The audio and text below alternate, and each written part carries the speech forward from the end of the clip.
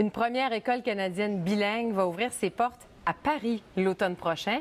Les professeurs vont enseigner le programme d'ici aux jeunes de la maternelle à la 12e année. C'est une école qui est très attendue. Les 130 places disponibles sont pratiquement toutes comblées. Le gouvernement français vise même une capacité de 300 places. Je discute de ce projet pour le moins original avec la fondatrice et la directrice de l'École canadienne bilingue de Paris, Mme Hélène Léonie. Bonsoir, Mme Léonie. Bonsoir. Comment est née cette idée de créer une école canadienne bilingue? Et c'est ça, là, la nouveauté, c'est que c'est une école bilingue, pas une école anglophone comme il y a déjà en Asie, par exemple. Oui, exactement. Bien, le projet s'est nourri avec un peu mes recherches personnelles, doctorales, que j'ai toujours fait de l'enseignement de la langue française en milieu minoritaire. Et après ça, je commençais à voir l'enseignement de la langue anglaise. Donc, j'ai fait des recherches pour voir comment combler ces deux programmes ensemble pour enseigner un programme bilingue. Et à Paris, on veut apprendre l'anglais. Exactement. Donc, j'ai bien connu la communauté française ici en Colombie-Britannique et donc mes intérêts m'ont porté en France l'année passée et je me suis aperçue qu'il n'y avait pas de programme ou de pédagogie canadienne qui était offert en France ni en Europe en fait. Et donc, j'ai proposé le projet à l'ambassade du Canada à Paris et aussi au ministère de l'Éducation ici de la Colombie-Britannique. Donc, vous avez été la première à avoir l'idée. Ben, parce que ça aurait pu être le Québec ou l'Ontario. Il y a une expertise là aussi sur le bilinguisme. Oui, exactement. Eh bien, bravo. Et ça va s'adresser à qui? Qui sont les petits Français qui vont vouloir aller étudier dans votre école? On espère d'attirer, on a 3 publics cibles. On a les Canadiens expatriés qui habitent en France. On a aussi les familles françaises qui veulent offrir à leurs jeunes l'opportunité de développer des compétences linguistiques en anglais et en français.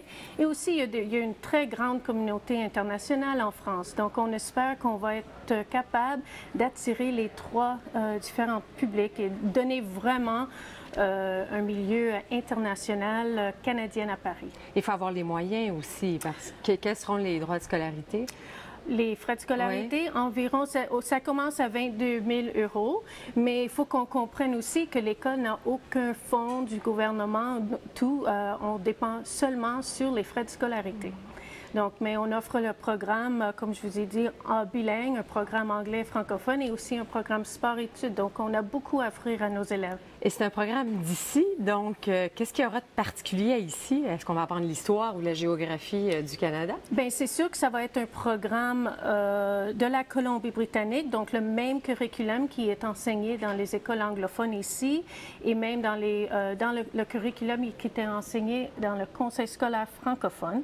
Mais on a aussi obtenu la permission du ministère de la Colombie-Britannique d'embaucher quelques enseignantes françaises au niveau des cours comme les arts ou l'histoire française pour donner l'expérience vraiment internationale.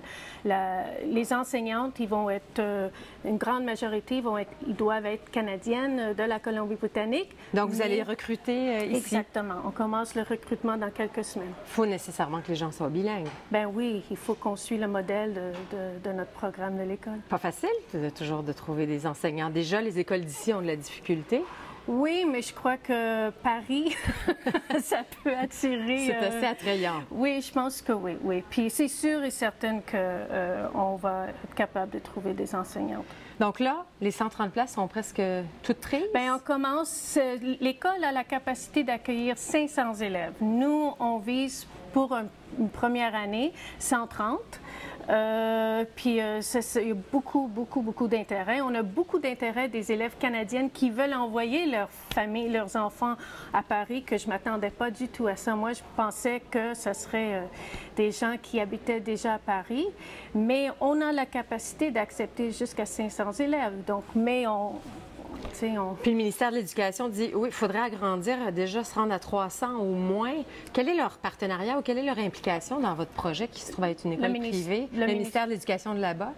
Bien, eux, c'est pour qu'une école internationale puisse s'ouvrir dans n'importe quel pays qui va suivre un curriculum, un programme international. Le ministère doit nous donner l'approbation parce qu'il veut s'assurer que l'école qui va accueillir leurs élèves français, les élèves vont être en sécurité.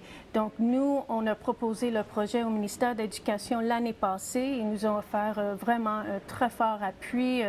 Donc, ils sont engagés à nous aider.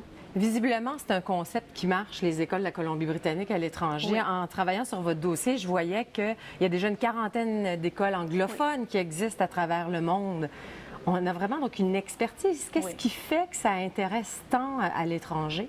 Bien, je sais que pour la France, qu'est-ce qui attire, c'est la compétence bilingue, de développer la compétence, mais bilingue, pas nécessairement juste à l'oral, mais que les élèves peuvent compléter ou suivre des programmes de scolarité en français et en anglais. Qu'est-ce qui attire les familles françaises ici au Canada? C'est qu'on ait nos deux langues officielles, les deux programmes scolaires anglophones, francophones, la possibilité de suivre des cours à l'université en français et en anglais.